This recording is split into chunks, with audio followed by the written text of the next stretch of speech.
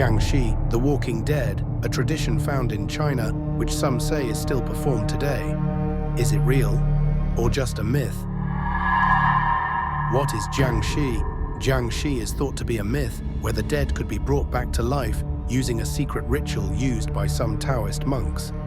The ritual is supposed to bring the dead back to life, allowing the corpse to walk with its arms straightened out in front of it, which gives it the appearance similar to a zombie. The original purpose of this ritual was for families that couldn't afford to transport their loved ones to their grave, so they would call on a Taoist priest to perform the ritual, which allowed the corpse to walk by itself to the final resting place. Jiangshi, often referred to as a hopping vampire or Chinese zombie, is a type of reanimated corpse in Chinese folklore. The Jiangshi is typically depicted as a stiff, undead creature that moves by hopping, due to its rigor mortis state. Its appearance usually features pale, decayed skin, bulging eyes, and sharp claws. The Jiangshi is said to be created by a Taoist priest using dark magic, and its purpose is often to drain the life force, or qi, from the living. The creature is most active at night and is usually repelled by certain talismans, mirrors, garlic, or loud noises. The Jiangshi is also a popular subject in Chinese horror stories and films, where it often appears as a terrifying monster that preys on the living.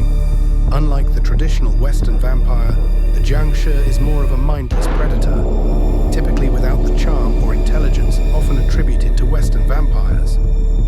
Origins and mythology.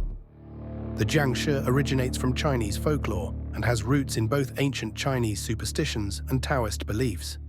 The creature is often the result of improper burial or a ritual gone wrong. According to myth, the body of a person who has died in an unnatural way or who had been a victim of an improper burial may become a Jiangshi. It's also said that a Jiangshi can be created by a Taoist priest using dark magic, especially when they intend to use the reanimated corpse for some nefarious purpose. One of the key elements in the creation of a Jiangshi is the soul-stealing phenomenon.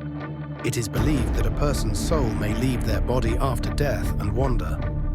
If the soul doesn't find peace or is trapped, the body can become a Jiangshi. It is also possible for the corpse to be brought to life by a Taoist priest performing rituals with charms or talismans.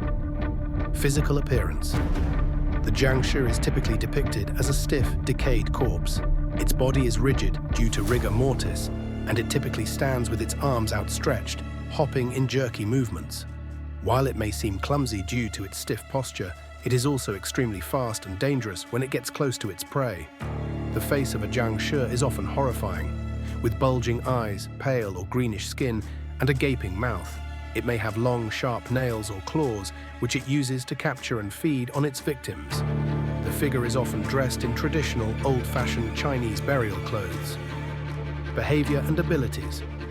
Unlike Western zombies, which are often mindless and slow-moving, the Jiangshi is a more intelligent and dangerous creature.